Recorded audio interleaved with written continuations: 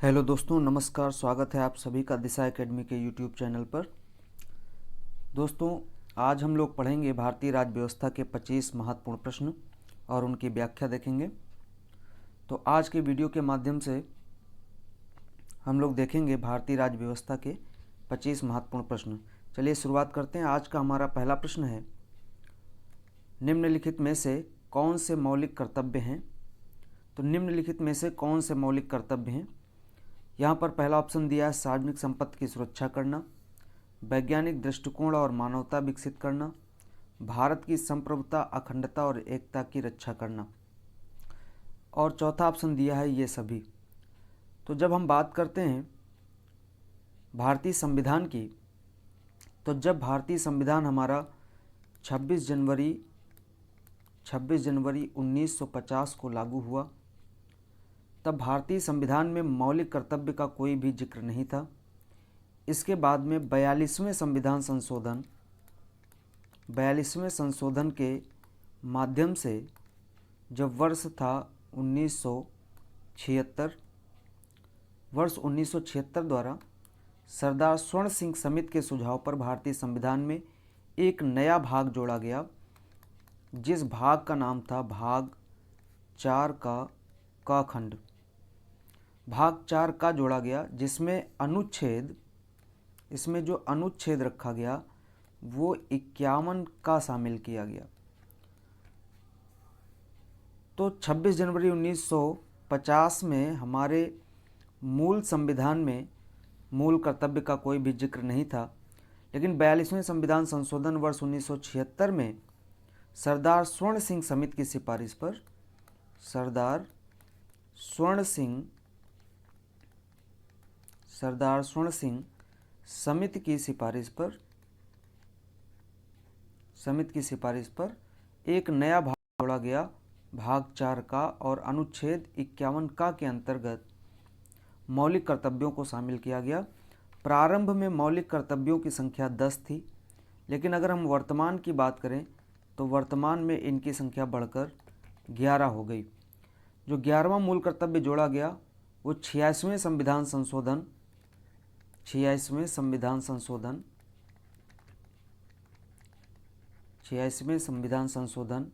वर्ष 2002 के द्वारा शामिल किया गया, जिसके अंतर्गत माता पिता या अभिभावक द्वारा बच्चों को शिक्षा के अवसर प्रदान करना था। तो इस तरीके से वर्तमान में मौलिक कर्तव्यों की संख्या बढ़कर के 11 हो गई। जब हमारे मौलिक कर्तव्य वर्ष 1976 में जोड़े गए तब इनकी संख्या 10 थी। तो हम ये कह सकते हैं मूल कर्तव्य हमारे मूल संविधान का हिस्सा नहीं थे। जब हमारा संविधान 26 जनवरी 1950 को पूर्ण रूप से लागू हुआ तब मूल कर्तव्य नहीं थे। इसके बाद हमने सोवियत संघ रूस से मूल कर्तव्यों को लिया, यानी रूस के संविधान से हमने मूल कर्तव्यों को लिया है। 42वें संविधान संशोधन वर्ष 1976 के अंतर्गत सरदार स्वर्ण सिंह समिति की सिफारिश पर भाग 4 का जोड़ा, अनुच्छेद 51 का के अंतर्गत 10 मूल कर्तव्य शामिल किए गए। इसके बाद 11वां मूल कर्तव्य जो शामिल किया गया वो 86वें संविधान संशोधन वर्ष 2002 के अंतर्गत शामिल किया गया, और इस तरीके से वर्तमान में 11 मूल कर्तव्य हो जाते हैं।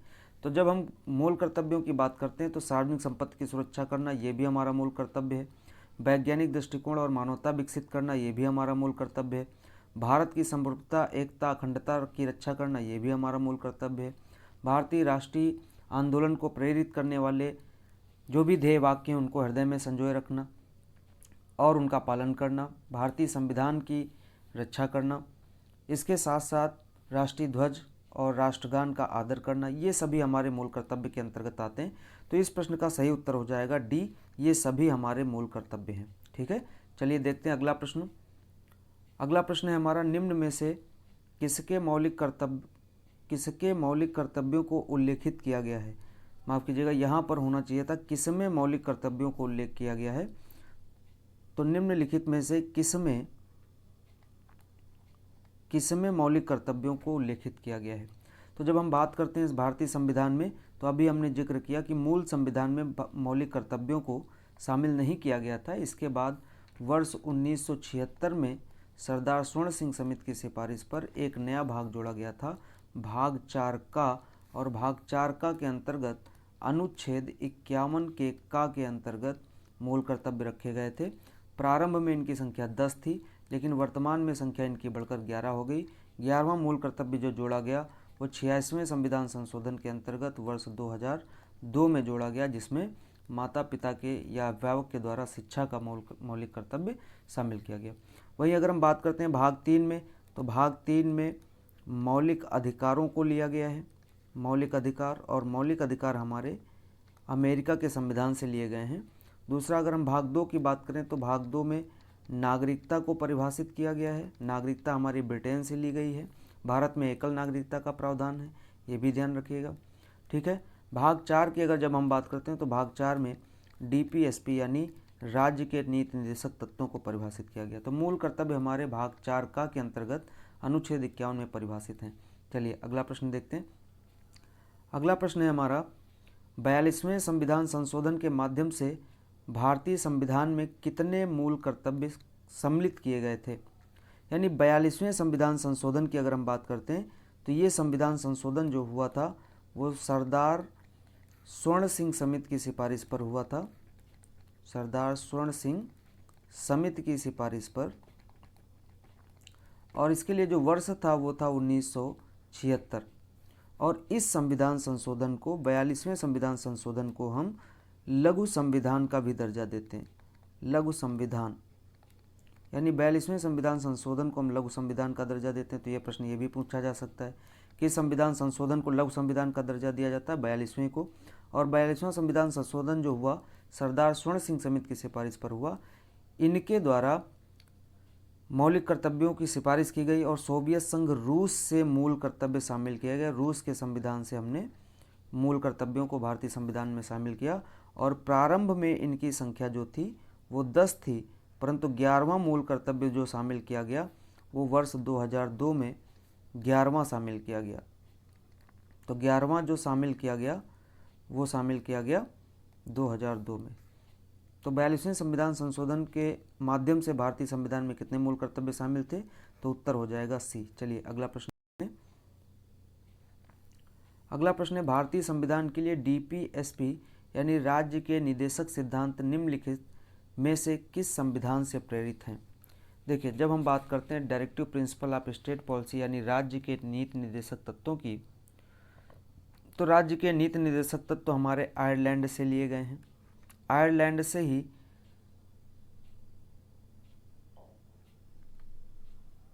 नीति निर्देशक तत्व प्रेरित हैं। वहीं अगर हम बात करते हैं USA से, तो USA से मौलिक अधिकार जो अभी हमने बताए, मौलिक अधिकार, न्यायिक पुनरावलोकन की शक्ति, महाभियोग की प्रक्रिया, ये सब USA से ली गई। वहीं अगर हम फ्रांस की बात करते हैं तो फ्रांस से गणतंत्रात्मक शासन लिया गया है।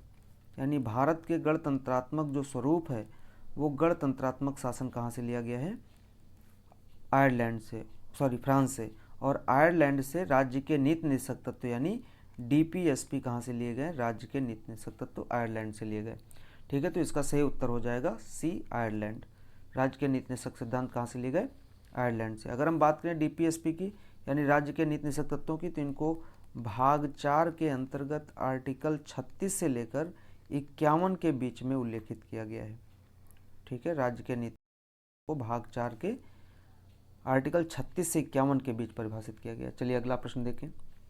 अगला प्रश्न है हमारा, जिन्हें राज्य के नीतियों का निर्माण करते समय ध्यान में रखना चाहिए, तो वे आदर्श जिन्हें राज्य को नीतियों का निर्माण करते समय ध्यान में रखना चाहिए उन्हें हम क्या कहते हैं, राज्य के नीति निर्देशक तत्व। और राज्य के नीति निर्देशक तत्व कहाँ से लिए गए हैं, आयरलैंड से लिए गए। कहाँ से लिए गए, आयरलैंड से लिए गए। और इनको भारतीय संविधान में भाग 4 में आर्टिकल 36 से लेकर के 51 के बीच परिभाषित किया गया है। ठीक है, आर्टिकल 36 से लेकर के 51 तक। ठीक है, चलिए अगला प्रश्न देखते हैं। अगला प्रश्न है हमारा, 42वें संविधान संशोधन के माध्यम से संविधान में कौन सा नया DPSP जोड़ा गया यानी राज्य का नीति निर्देशक सिद्धांत जोड़ा गया। तो जब हम बात करते हैं 42वें संविधान संशोधन की, तो 42वें संविधान संशोधन जो हुआ था वो सरदार स्वर्ण सिंह समिति की सिफारिश पर हुआ था, वर्ष 1976 में था। भाग 4 जो कि 36 से 51 के बीच में है, भाग 4 आर्टिकल 36 से लेकर 51 के बीच में है, जिसमें राज्य के नीति निर्देशक तत्वों को परिभाषित किया गया है, इनको बताया गया। यानी राज्य कोई भी नीति बनाते समय इन तत्वों को जरूर ध्यान में रखेगा। तो 42वें संविधान संशोधन वर्ष 1976 के अंतर्गत मुख्य रूप से 3 आर्टिकल जोड़े गए थे, यानी 3 नए राज्य के नीति निर्देशक तत्व जोड़े गए।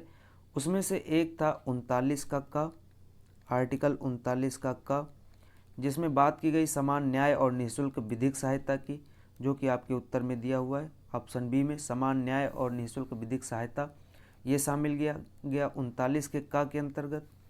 इसके अलावा जोड़ा गया 43 का 43 के में लिखा गया उद्योग एवं अन्य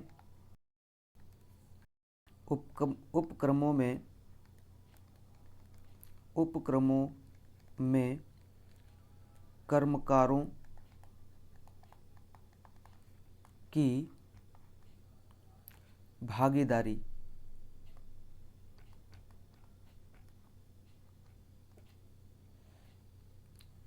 तो 43 के काम में शामिल किया गया उद्योग एवं अन्य उपक्रमों में कर्मकारों की भागीदारी, ये आर्टिकल 43 का था। वहीं पर एक और आर्टिकल जोड़ा गया, वो था 48 का 48 के में पर्यावरण संरक्षण की बात की गई। पर्यावरण संरक्षण और संवर्धन एवं वन तथा वन्य जीवों की सुरक्षा, वन्य जीवों की रक्षा। तो इस तरीके से हम अगर देखें 42वें संविधान संशोधन के अंतर्गत 3 राज्य के निर्देशक तत्व शामिल किए गए। 39 का जिसमें समान न्याय और निःशुल्क विधिक सहायता थी। 43 का जिसमें उद्योग एवं अन्य उपक्रमों में कर्मकारों की भागीदारी। 48 का जिसमें पर्यावरण संरक्षण और संवर्धन तथा वन तथा वन्य जीवों की रक्षा करने की जिम्मेदारी सौंपी गई। 42वां संविधान संशोधन वर्ष 1976 में सरदार स्वर्ण सिंह समिति की सिफारिश पर हुआ था। भाग 4 का में 3 आर्टिकल जोड़े गए और इसके साथ साथ भाग 4 का शामिल किया गया 51 का के अंतर्गत मूल कर्तव्यों को शामिल किया गया था। प्रारंभ में इनकी संख्या 10 थी, बाद में इनकी संख्या बढ़कर 11 हो गई थी। चलिए अगला प्रश्न देखते हैं। अगला प्रश्न है हमारा, निम्न में से क्या भारतीयों को आर्थिक न्याय प्रदान करता है? तो जब हम भारतीयों को आर्थिक न्याय की बात करते हैं तो संविधान में भारतीय नागरिकों को आर्थिक न्याय एक तो उद्देशिका में देखने को मिलता है, जहां पर सामाजिक, आर्थिक और राजनीतिक न्याय की बात की गई है। इसके साथ साथ राज्य के नीति निर्देशक तत्वों में आर्टिकल 38 के अंतर्गत उपबंध किया गया, यानी भाग 4 का के आर्टिकल 38 के अंतर्गत यह उल्लेखित किया गया कि राज्य सामाजिक, आर्थिक एवं राजनीतिक न्याय सुनिश्चित कर आय, स्थिति और सुविधाओं तथा अवसरों में असमानताओं को कम करके सामाजिक व्यवस्था को सुरक्षित और संरक्षित करने के लिए लोक कल्याणकारी योजनाओं को बढ़ावा देने का प्रयास करेगा। ये शर्त रखी गई, यानी लोक कल्याणकारी योजनाओं को लागू करने के लिए राज्यों का कर्तव्य होगा कि राज्य सामाजिक, आर्थिक और राजनीतिक न्याय सुनिश्चित करके लोगों में अवसर की असमानताओं, आय की असमानताओं, स्थिति और सुविधाओं की असमानताओं को दूर करने का प्रयास करेगा। तो इस तरीके से हम कह सकते हैं कि भारतीयों को आर्थिक न्याय प्रदान कौन करता है? राज्य के नीति निर्देशक तत्व। इसके अलावा प्रस्तावना में भी 3 प्रकार के न्याय की बात की गई। ध्यान रखिएगा, राज्य के नीति निर्देशक तत्व और प्रस्तावना में आर्थिक, अगर इनका हम क्रम की बात करें तो इनका क्रम है सामाजिक,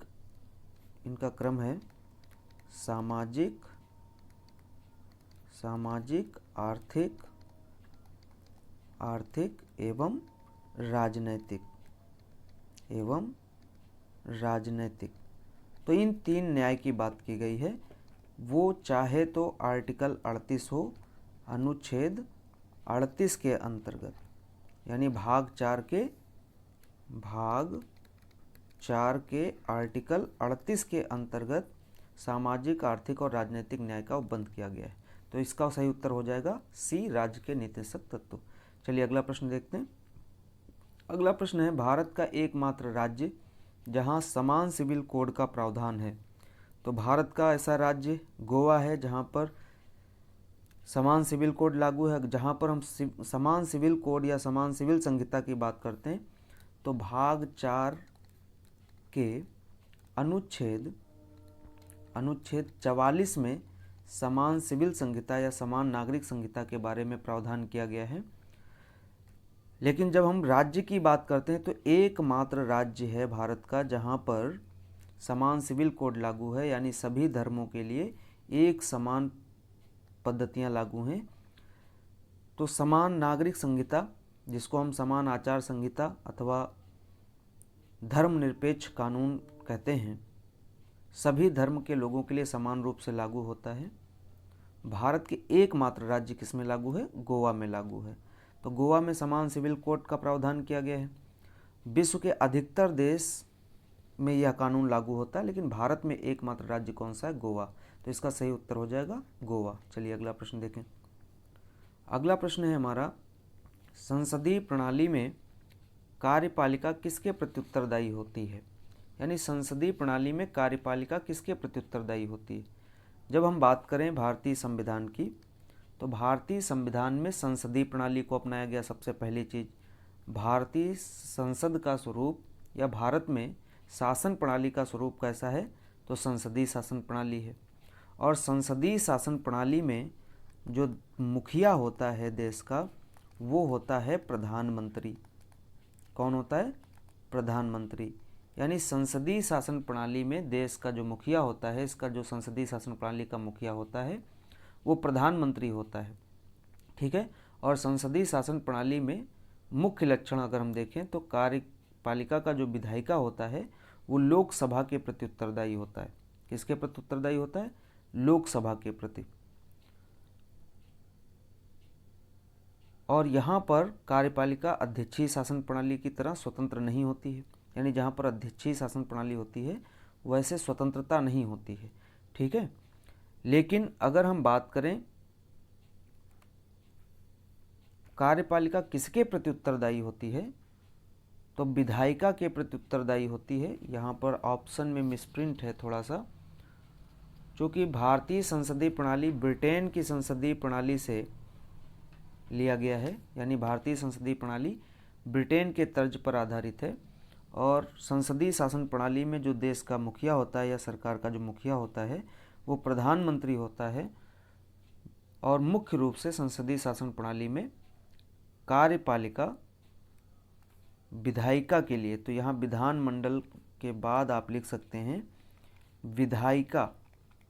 तो मुख्य रूप से संसदीय शासन प्रणाली में कार्यपालिका किसके प्रति उत्तरदायी होती है? विधानमंडल या विधायिका के प्रति। तो इसका उत्तर हो जाएगा ए, विधायिका या विधानमंडल।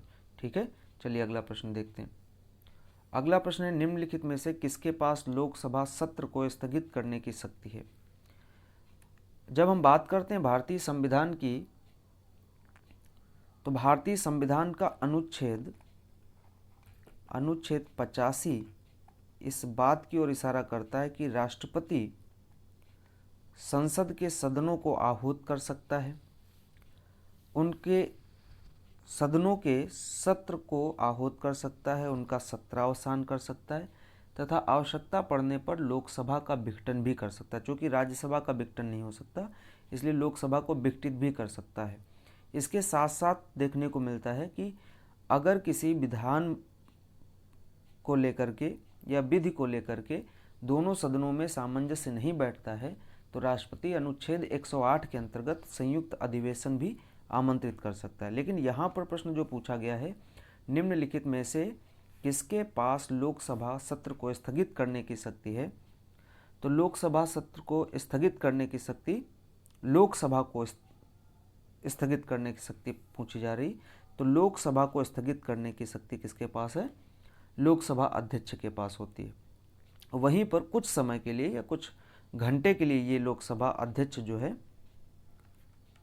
लोकसभा सत्र को स्थगित कर सकता है। ठीक है। तो जबकि राष्ट्रपति सदनों के सत्र को आहूत करता है, सदन का सत्रावसान भी करता है। ठीक है। तो जब हम सत्रावसान विघटन की बात करते हैं तो राष्ट्रपति के द्वारा सदनों के सत्र का सत्रावसान किया जा सकता है और उनका विघटन किया जा सकता है। लोकसभा का विघटन हो सकता है, राज्यसभा का नहीं। लेकिन जब यहाँ पर लोकसभा सत्र को स्थगित करने की बात की जा रही, तो लोकसभा का जो कार्यकारी अधिकारी होता है वो लोकसभा का अध्यक्ष होता है, और इसलिए लोकसभा का अध्यक्ष लोकसभा के सत्र को स्थगित कर सकता है कुछ समय के लिए या कुछ घंटे के लिए, कुछ सप्ताह भी हो सकता है या अनिश्चित काल के लिए भी कह सकते हैं। तो हम ये कह सकते हैं कुछ घंटे, कुछ समय, कॉमा सप्ताह या अनिश्चित काल के लिए, अनिश्चित काल के लिए। तो लोकसभा अध्यक्ष लोकसभा को कुछ घंटे, कुछ समय, सप्ताह या अनिश्चित काल के लिए स्थगित कर सकता है। वहीं पर राष्ट्रपति सदनों के सत्र का सत्रावसान कर सकता है और उनको आहूत करता है। ठीक है, चलिए, तो इसका उत्तर हो जाएगा डी, लोकसभा अध्यक्ष। अगला प्रश्न है, अनुच्छेद 245 के अनुसार कौन सा संसद का कार्य है? तो 245 जब हम बात करते हैं, आर्टिकल 245, तो संविधान का भाग 11, कौन सा? संविधान का भाग 11, जिसमें 245 से लेकर के आर्टिकल 255 तक उल्लेखित है। कहाँ तक? 245 से लेकर के 255 तक उल्लेख किया गया है। और इसमें 245 में, आर्टिकल 245 में ही प्रावधान किया गया है कि संविधान के उपबंधों के अधीन रहते हुए संसद जो है भारत के संपूर्ण राज्य क्षेत्र के लिए कानून बना सकती है। या ये कह सकते हैं कि आर्टिकल 245 के अनुसार आर्टिकल 245 जो कि भाग 11 के अंतर्गत उल्लेखित है, भाग 11 के अंतर्गत आर्टिकल 245 से 255 के लिए इसका जो शीर्षक है वो केंद्र और राज्य के विधायी संबंध है। यानी भाग 11 में क्या है? केंद्र व राज्य संबंध। और संबंध कैसा है? विधायी संबंध। तो केंद्र व राज्य के विधायी संबंध में आर्टिकल 245 से 55 के बीच परिभाषित है भाग 11 में। और यहाँ पर लिखा है आर्टिकल 245 के अंतर्गत कि संसद भारत के किसी भी क्षेत्र के लिए या किसी एक भाग के लिए या संपूर्ण राज्य क्षेत्र के लिए विधि बना सकती है। तो कानून बनाना आर्टिकल 245 के अंतर्गत संसद का कार्य हो जाता है। वहीं पर जब हम बात करते हैं किसी राज्य के भीतर, तो किसी भी राज्य के भीतर राज्य के विधानमंडल को ये अधिकार दिया गया कि वह उस संपूर्ण राज्य अथवा उसके किसी भाग के लिए विधि बना सकती है। तो राज्यों के लिए विधानमंडल राज्यों के लिए, किसी भी संपूर्ण राज्य के लिए या उसके किसी भाग के लिए विधानमंडल कानून बना सकता है। जबकि संसद जो है वो संपूर्ण भारत के लिए या भारत के किसी भाग के लिए कानून बना सकता है। तो अनुच्छेद 245 के अनुसार संसद का कौन सा कार्य हो जाएगा? सही उत्तर हो जाएगा कानून बनाना। अगला प्रश्न देखें। अगला प्रश्न है, निम्नलिखित में से किसे किसी केंद्र शासित प्रदेश में उच्च न्यायालय स्थापित करने का अधिकार है? तो किसी केंद्र शासित प्रदेश में उच्च न्यायालय स्थापित करने का अधिकार किसके पास होता है? संसद के पास होता है। तो इसका सही उत्तर हो जाएगा बी, संसद। अगर हम बात करें वर्तमान में न्यायालयों की, तो वर्तमान में उच्च न्यायालयों की संख्या 25 हो गई है। यानी 25 उच्च न्यायालय हो गए हैं अब तक वर्तमान में। ठीक है, उच्च न्यायालय 25 उच्च न्यायालय हैं। वहीं अगर हम बात करें इन 25 में से 6 ऐसे न्यायालय हैं जो एक से अधिक राज्यों के लिए कार्य करते हैं, या हम ये कह सकते हैं 6 न्यायालय एक से अधिक राज्यों के लिए हैं। 6 न्यायालय एक से अधिक राज्यों के लिए हैं। ठीक है, अधिक राज्य क्षेत्रों के लिए। तो वर्तमान में अगर पूछा जाए तो वर्तमान में उच्च न्यायालयों की संख्या कितनी है? 25 है। जबकि 6 न्यायालय एक से अधिक राज्य क्षेत्रों के लिए कार्य कर रहे हैं। और उच्च न्यायालयों की स्थापना करने का अधिकार किसको दिया गया है? संसद को दिया गया है। ठीक है, अगर हम केंद्र शासित राज्यों की बात करें तो अधिकांश केंद्र शासित राज्य एक से अधिक केंद्र शासितों के लिए एक ही न्यायालय की व्यवस्था की गई। वहीं पर दिल्ली और जम्मू कश्मीर के लिए अलग से एक एक न्यायालय की व्यवस्था की गई है। ठीक है, तो उच्च न्यायालय स्थापित करने का अधिकार किसके पास है? संसद के पास है। वर्तमान में उच्च न्यायालय की संख्या कितनी है? उच्च न्यायालय की संख्या है 25। अगला प्रश्न देखें। अगला प्रश्न है लोकसभा में पद धारण करने की न्यूनतम आयु क्या है? यानी लोकसभा में पद धारण करने की न्यूनतम आयु क्या है? तो जहां पर हम बात करते हैं लोकसभा में आयु की, ठीक है, तो आर्टिकल 79 जो कहता है, आर्टिकल 79 कहता है संसद के गठन की बात। संसद के बारे में कौन सा आर्टिकल कहता है? 79। वहीं आर्टिकल 80 जो कहता है वो राज्यसभा के बारे में कहता है, राज्यसभा के बारे में। और 81 कहता है लोकसभा के बारे में। और आर्टिकल 82 कहता है प्रत्येक जनगणना के बाद पुनः समायोजन, जबकि 83 कहता है सदनों की अवधि। और 84 कहता है संसद सदस्यों की योग्यता। तो अनुच्छेद 84 की जब हम बात करते हैं, अनुच्छेद 84, तो अनुच्छेद 84 के सेकेंड पार्ट में यानी अनुच्छेद 84 के 2 में संसद के निम्न सदन यानी लोकसभा के सदस्यों की योग्यता के बारे में बात की गई है। वहाँ पर कहा गया है कि न्यूनतम आयु यानी निम्न सदन यानी लोकसभा का सदस्य बनने के लिए न्यूनतम आयु कितनी होनी चाहिए? 25 वर्ष होनी चाहिए। और वह भारत का नागरिक भी होना चाहिए। लोकसभा का सदस्य निर्वाचित होने के लिए अन्य बहुत सारी योजनाएं हैं, योग्यताएं हैं, जैसे वह पागल और दिवालिया ना हो, किसी लाभ के पद पर ना हो, संविधान के प्रति सच्ची निष्ठा रखता हो, राज्यसभा का सदस्य ना हो, या हम ये कह सकते हैं संसद का सदस्य होने की योग्यता रखता हो परंतु वो किसी सदन का सदस्य ना हो। इसके साथ साथ भारत का नागरिक हो, दिवालिया या पागल ना हो, भारत में कहीं भी लाभ का पद न धारण करता हो और कम से कम 25 वर्ष की आयु धारण कर चुका हो। अगर हम यहीं पर संसद की बात करें तो संसद के 3 अंग होते हैं। कितने अंग होते हैं? 3। संसद का अभिन्न अंग होता है राष्ट्रपति, निम्न सदन होता है लोकसभा और उच्च सदन होता है राज्यसभा। तो राष्ट्रपति बनने के लिए जो आयु है वो अधिकतम है 35 वर्ष, यानी कोई भी व्यक्ति राष्ट्रपति तभी बन सकता है जब वो कम से कम 35 वर्ष की आयु पूरी करता हो। वहीं लोकसभा सदस्य बनने के लिए उसको 25 वर्ष की आयु होनी चाहिए और राज्यसभा का सदस्य बनने के लिए उसके लिए 30 वर्ष की आयु होनी चाहिए। ठीक है, तो लोकसभा में पद धारण करने के लिए अनुच्छेद 84 के 2 में लिखा हुआ है संसद सदस्यों की योग्यताओं के अंतर्गत, और लोकसभा सदस्य बनने के लिए न्यूनतम कितनी आयु होनी चाहिए? 25 वर्ष होनी चाहिए। ठीक है, तो सही उत्तर हो जाएगा सी 25 वर्ष। अगला प्रश्न देखें। अगला प्रश्न है भारत सरकार के पहले विधि अधिकारी कौन है? यानी भारत सरकार का प्रथम विधिक अधिकारी कौन होता है? तो जब हम बात करते हैं प्रथम विधिक अधिकारी की, तो भारत का प्रथम विधिक अधिकारी होता है भारत का महान्यायवादी। और महान्यायवादी के लिए भारतीय संविधान का अनुच्छेद यानी हम ये कह सकते हैं भाग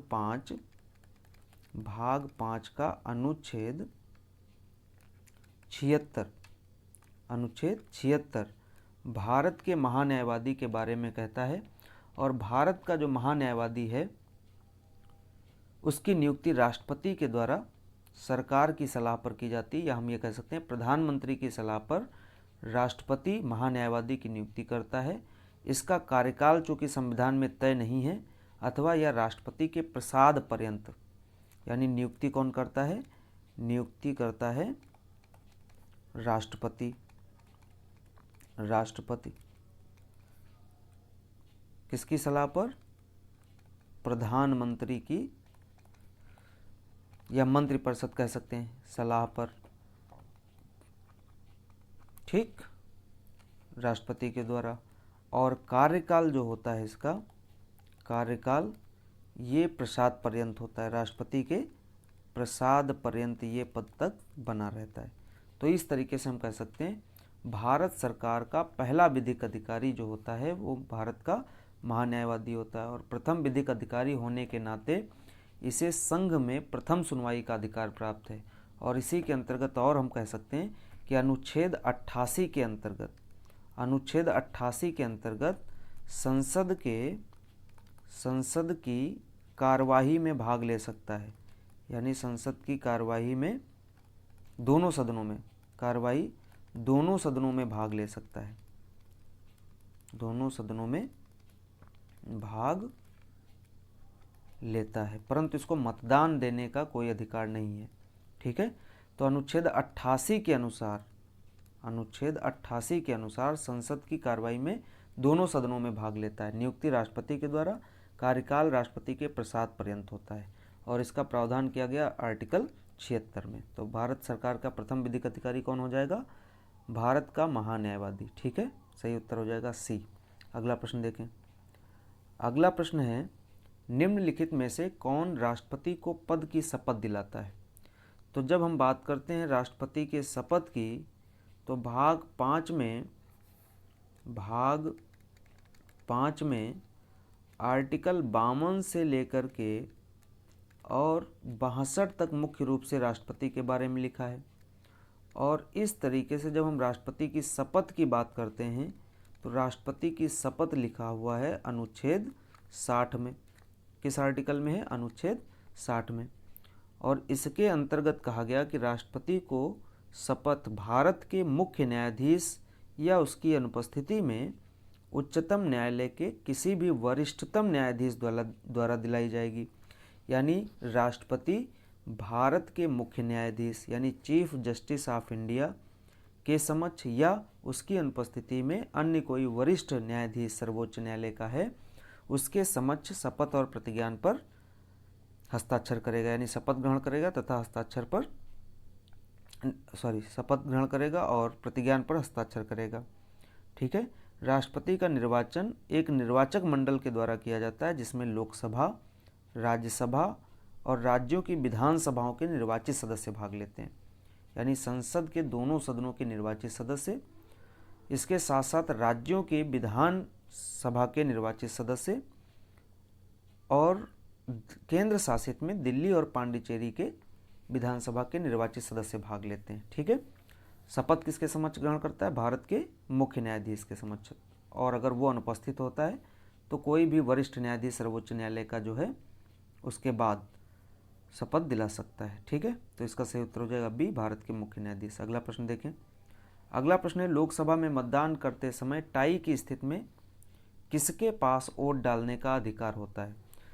तो चूंकि लोकसभा में सदन की जो अध्यक्षता करता है वो लोकसभा का अध्यक्ष यानी स्पीकर करता है। लोकसभा का अध्यक्ष, स्पीकर को हम लोकसभा अध्यक्ष भी कहते हैं,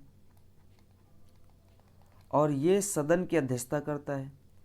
ठीक है, तो जब कभी ऐसी स्थिति आती है कि लोकसभा में मतदान करते समय मत बराबर हो जाएं, तो ऐसे में लोकसभा अध्यक्ष के पास वोट डालने का अधिकार होता है।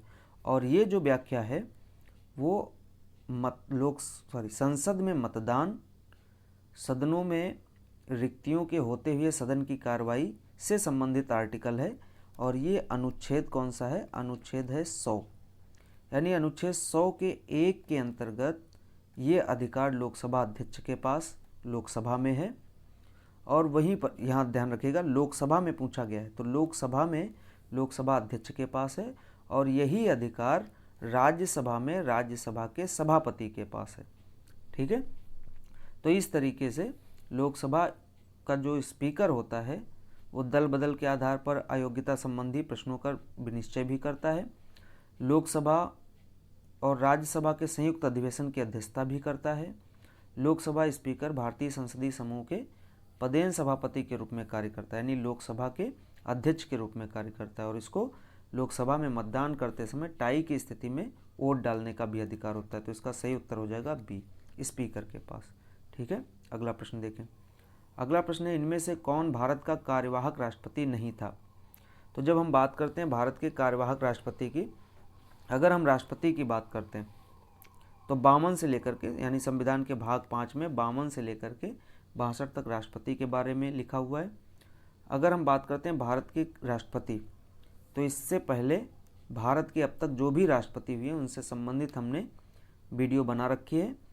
इसका लिंक आपको डिस्क्रिप्शन में मिल जाएगा, या हमारे दिशा एकेडमी @दिशा एकेडमी 6030 चैनल पर जा करके इसको पढ़ भी सकते हैं। भारत के अब तक के जो भी राष्ट्रपति हुए वे और उनका कार्यकाल, इससे संबंधित शॉर्ट ट्रिक भी आप देख सकते हैं।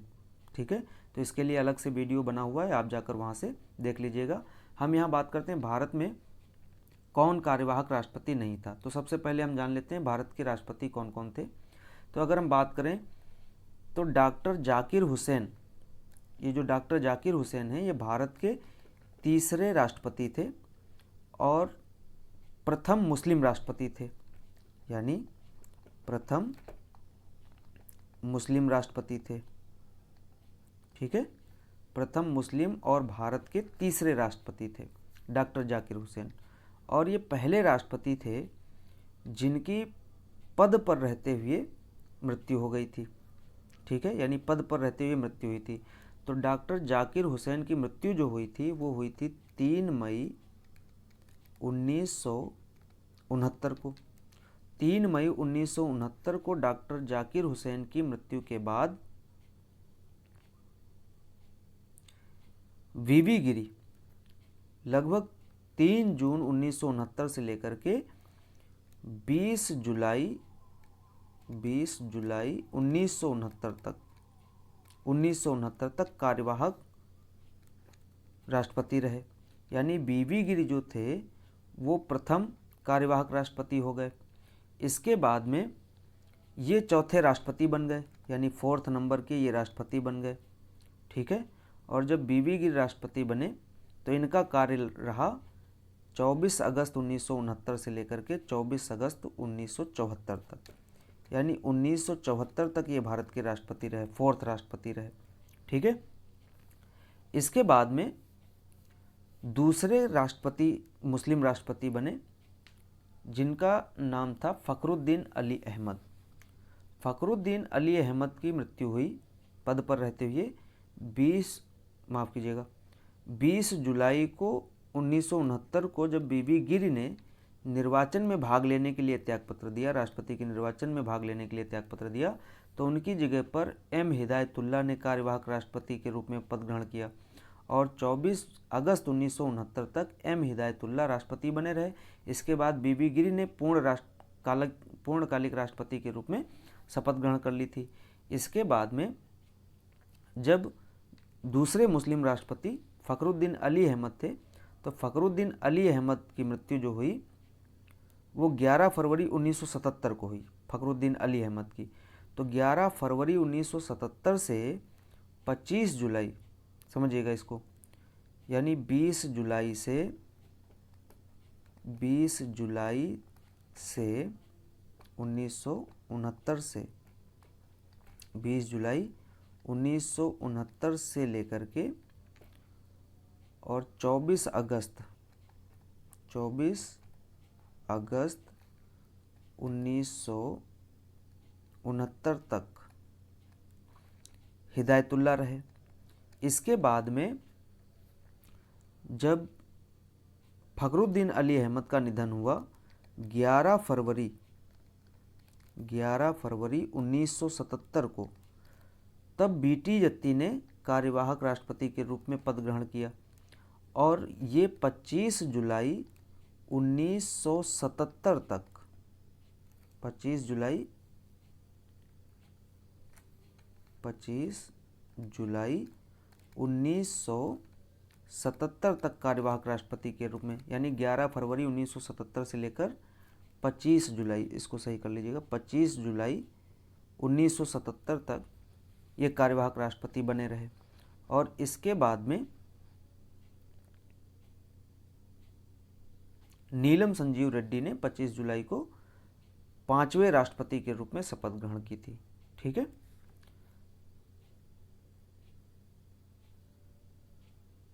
चलिए आगे देखें।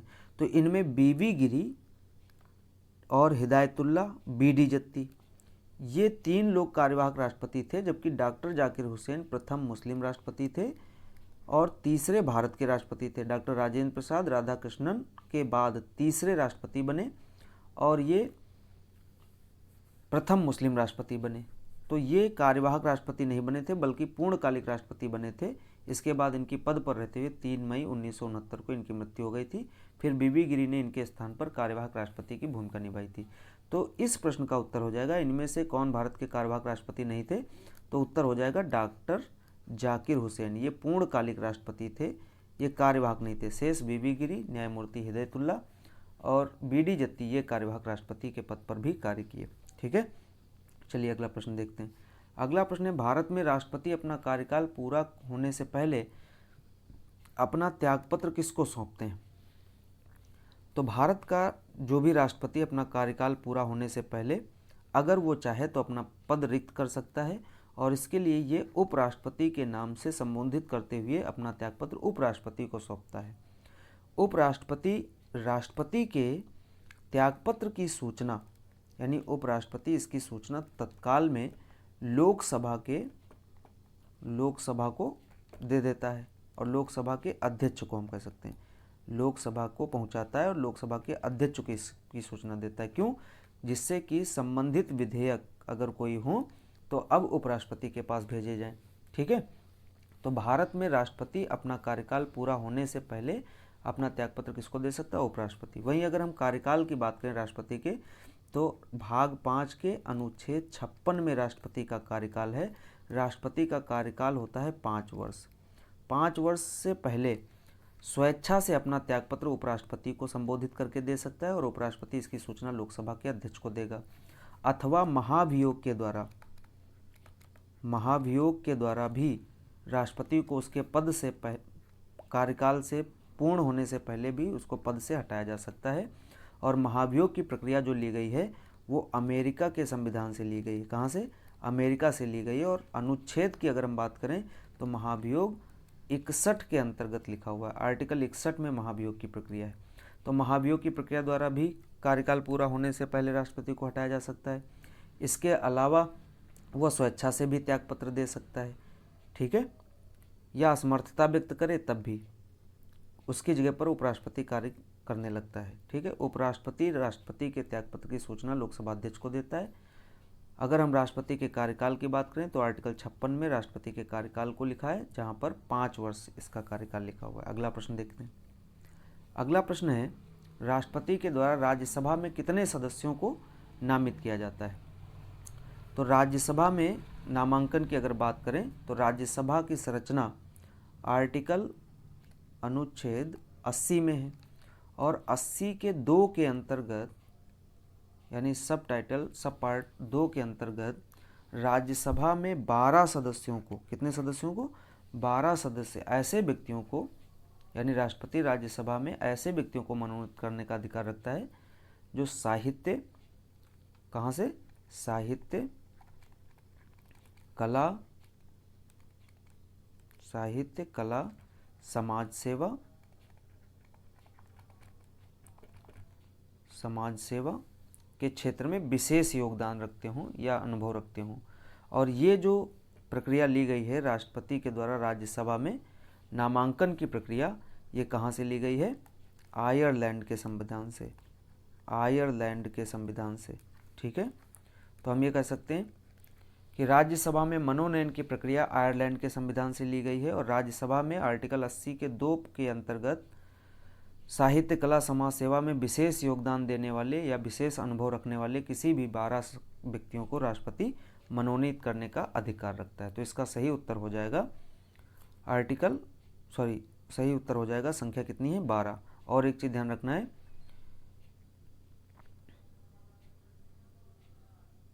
ठीक है। अगला प्रश्न देखते हैं। मृत्युदंड के मामले में क्षमादान देने का अधिकार किसे है? जब हम बात करते हैं मृत्युदंड के मामले में अनुच्छेद 72 में राष्ट्रपति के क्षमादान की शक्ति लिखी हुई है। क्या लिखी है? राष्ट्रपति की क्षमादान की शक्ति। ठीक है, तो आर्टिकल 72 के अनुसार राष्ट्रपति किसी सिद्ध दोष ठहराए गए व्यक्ति के दंड को क्षमा कर सकता है। ठीक है, या उसकी सजा को स्थगित कर सकता है। राष्ट्रपति मृत्यु दंड को पूरी तरह से क्षमा कर सकता है, यानी अगर वो मृत्यु दंड का मामला है उसको भी क्षमा करने का अधिकार है। ये कहाँ लिखा है? संविधान के भाग 5 के आर्टिकल 72 में। ये अधिकार किसके पास है? राष्ट्रपति के पास है। ठीक है, तो राष्ट्रपति मृत्यु दंड को पूरी तरह से क्षमा कर सकता है।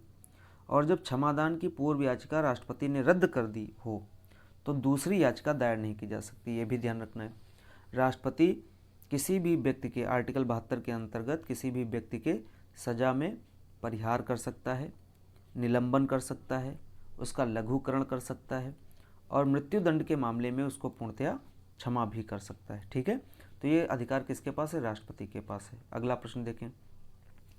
अगला प्रश्न है, नीलम संजीव रेड्डी भारत के राष्ट्रपति थे। तो जब हम नीलम संजीव रेड्डी की बात करते हैं तो ये भारत के 6ठे राष्ट्रपति थे। ठीक है, 6ठे राष्ट्रपति बने। इनका कार्यकाल जो था वो 25 जुलाई 1977 से लेकर के, माफ़ कीजिएगा, 25 जुलाई 1977 से लेकर के 25 जुलाई 1982 तक था। कहाँ तक था? 25 जुलाई 1982 तक। और ये भारत के 6ठे राष्ट्रपति थे।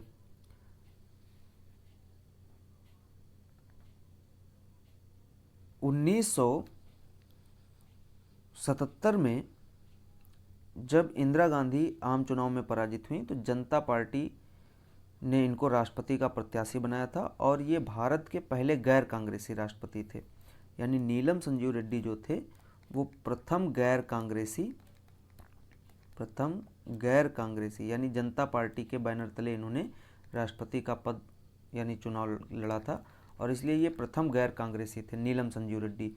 और आश्चर्य की बात यह भी है कि नीलम संजीव रेड्डी पहले फ़खरुद्दीन अली अहमद के सामने चुनाव लड़े, लेकिन फ़खरुद्दीन अली अहमद चुनाव जीत गए, नीलम संजीव रेड्डी पराजित हो गए।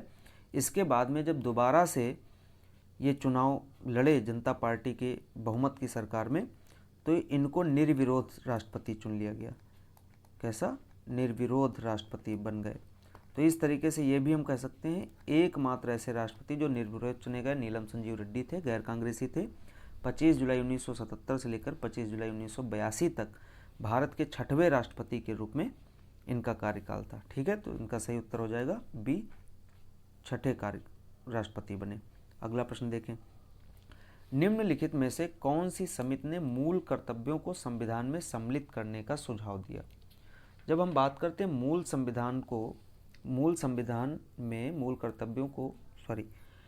संविधान में मूल कर्तव्यों को सम्मिलित करने के लिए, तो इसके लिए 42वां संविधान संशोधन आया था।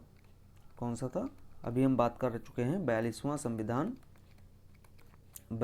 संविधान संशोधन। और ये जो संशोधन हुआ था ये हुआ था वर्ष 1976 में सरदार स्वर्ण सिंह समिति की सिफारिश पर। किसकी? सरदार स्वर्ण सिंह समिति की सिफारिश पर। तो इसका सही उत्तर हो जाएगा सरदार स्वर्ण सिंह समिति के सुझाव पर जो है संविधान में मूल कर्तव्यों को सम्मिलित करने का सुझाव दिया गया था। तो सही उत्तर हो जाएगा डी। प्रारंभ में मूल कर्तव्यों की संख्या 10 थी। इसके बाद में 2002 में 86वें संविधान संशोधन के अंतर्गत, किसके अंतर्गत? 86वें संविधान संशोधन के अंतर्गत इनकी संख्या बढ़ा करके यानी एक और इसमें जोड़ दिया गया और इनकी संख्या वर्तमान में कितनी हो गई? 11 हो गई। ठीक है, तो सबसे पहले मूल कर्तव्यों को सम्मिलित करने का सुझाव 1976 में सरदार स्वर्ण सिंह समिति ने दिया था और 42वें संविधान संशोधन के अंतर्गत इनको शामिल किया गया और ये रूस के संविधान से लिए गए। कहाँ से? रूस से सम्मिलित किए गए, रूस के संविधान से। ठीक है, चलिए अगला प्रश्न देखते हैं। अगला प्रश्न है, भारत के राष्ट्रपति का कार्यकाल कितने वर्षों का होता है? तो अभी हमने जिक्र किया, जब हम भारत के राष्ट्रपति के कार्यकाल की बात करते हैं तो संविधान के भाग 5 के आर्टिकल 56 के अंतर्गत, अनुच्छेद 56 के अंतर्गत राष्ट्रपति का कार्यकाल परिभाषित है। और राष्ट्रपति का जो कार्यकाल होता है वो 5 वर्षों का होता है। तो इसका सही उत्तर हो जाएगा सी, 5 वर्ष। ठीक है, राष्ट्रपति का कार्यकाल पद ग्रहण करने की तारीख से 5 वर्ष होता है, ये भी ध्यान रखना है। परंतु वह इसके पूर्व भी अपने हस्ताक्षर सहित त्यागपत्र उपराष्ट्रपति को दे सकता है, या संविधान के अतिक्रमण पर इसको महाभियोग के द्वारा भी 5 वर्ष से पहले पद से हटाया जा सकता है। महाभियोग की प्रक्रिया अमेरिका के संविधान से ली गई, ये भी ध्यान रखना है। तो भारत के राष्ट्रपति का कार्यकाल कितना होता है? 5 वर्ष। और किस अनुच्छेद में है? अनुच्छेद 56 में। और कार्यकाल पूर्ण होने से पहले भी ये अपना लिखित त्यागपत्र किसको दे सकता है? उपराष्ट्रपति को दे सकता है, या महाभियोग लगने के बाद भी इसको 1 माह के भीतर अपना लिखित त्यागपत्र देना पड़ता है। अगला प्रश्न देखें। अगला प्रश्न है, भारत का निम्नलिखित में से कौन सा राष्ट्रपति निर्विरोध निर्वाचित हुआ था? तो अभी हमने चर्चा किया था कि नीलम संजीव रेड्डी पहली बार जब फखरुद्दीन अली अहमद के सामने चुनाव लड़े तो ये हार गए। इसके बाद जनता पार्टी की बहुमत वाली सरकार ने इनको 1977 में अपना प्रत्याशी बनाया। तब ये निर्विरोध छठवें राष्ट्रपति के रूप में निर्विरोध चुने गए, नीलम संजीव रेड्डी। और अब तक के सबसे कम उम्र के राष्ट्रपति बनने वाले व्यक्ति थे। इनका जो कार्यकाल था वो 25 जुलाई 1977 से लेकर के 25 जुलाई 1982 तक रहा। 5 वर्ष का कार्यकाल रहा। ठीक है, छठवें राष्ट्रपति के रूप में निर्विरोध चुने गए थे। चलिए अगला प्रश्न देखें। अगला प्रश्न है हमारा, उपराष्ट्रपति को अपना कार्यकाल समाप्त होने से पूर्व अपने पद से हटाने का अधिकार निम्नलिखित में से किसके पास है? उपराष्ट्रपति को पद से हटाने का अधिकार। तो जब हम राष्ट्रपति को पद से हटाने की बात करते हैं तो महाभियोग की प्रक्रिया संसद के किसी भी सदन से लाई जा सकती है, यानी संसद में महाभियोग लगा करके राष्ट्रपति को उसके पूर्व कार्यकाल समाप्त होने से पूर्व भी पद से हटाया जा सकता है, या वह स्वतः अपना त्यागपत्र दे सकता है। लेकिन यहाँ पूछा गया है उपराष्ट्रपति के बारे में। उपराष्ट्रपति को अपना कार्यकाल समाप्त होने से पूर्व अपने पद से हटाने का अधिकार किसके पास है? तो चूंकि उपराष्ट्रपति जो है वो राज्यसभा का पदेन सभापति होता है, इसलिए उसको हटाने का विचार सबसे पहले कहाँ लाया जाता है? राज्यसभा में। अगर हम बात करें तो राज्यसभा अपने तत्कालीन सदस्यों, जो भी समस्त सदस्य होते हैं, उनके बहुमत से उपराष्ट्रपति को पद से हटाने का प्रस्ताव पारित कर देती है, और फिर लोकसभा उसे अगर स्वीकार कर लेती है तो उपराष्ट्रपति को अपना पद छोड़ना रहता है। लेकिन इस आशय का प्रस्ताव तब तक प्रस्तावित नहीं किया जा सकता है जब तक कि किसी ऐसे प्रस्ताव को प्रस्तावित करने की सूचना कम से कम 14 दिन पहले न दी गई हो। या हम ये कह सकते हैं कि अगर उपराष्ट्रपति को पद से हटाना है तो राज्यसभा अपने समस्त सदस्यों के द्वारा बहुमत से एक प्रस्ताव पारित करेगी, और पारित करने के बाद उसको लोकसभा भेजेगी। लोकसभा अगर उसे स्वीकार कर लेता है तो उपराष्ट्रपति को अपना पद रिक्त करना पड़ेगा। लेकिन अगर यह पदच्युत करने का विचार अगर प्रस्तावित किया गया है और उस प्रस्तावित तिथि से 14 दिन पहले इसकी सूचना उपराष्ट्रपति को नहीं दी जाती है तो यह प्रस्ताव भी निरस्त माना जाता है, और ऐसे में उपराष्ट्रपति अपने पद पर बना रहता है। तो उपराष्ट्रपति को कार्यकाल समाप्त होने से पहले हटाने के लिए विचार कहाँ प्रस्तुत किया जाता है? राज्यसभा में। ठीक है, राज्यसभा में प्रस्तुत किया जाता है, जबकि राष्ट्रपति को हटाने के लिए महाभियोग संसद के किसी भी सदन में लाया जा सकता है। तो ये थे आज के हमारे 25 राज्य व्यवस्था के अति महत्वपूर्ण प्रश्न। उम्मीद करते हैं आप सभी को समझ में आए होंगे। अगले वीडियो के माध्यम से हम और 25 जीके जीएस के प्रश्नों के साथ मिलेंगे। तब तक के लिए जिन लोगों ने अभी हमारे चैनल को सब्सक्राइब नहीं किया है, सब्सक्राइब कर लें, बेल आइकॉन दबा लें, जिससे कि भविष्य के नोटिफिकेशन आप तक पहुंचते रहें। अगले वीडियो के माध्यम से पुनः आपसे मिलेंगे 25 जीके जीएस के प्रश्नों के साथ। तब तक के लिए जय हिंद, नमस्कार।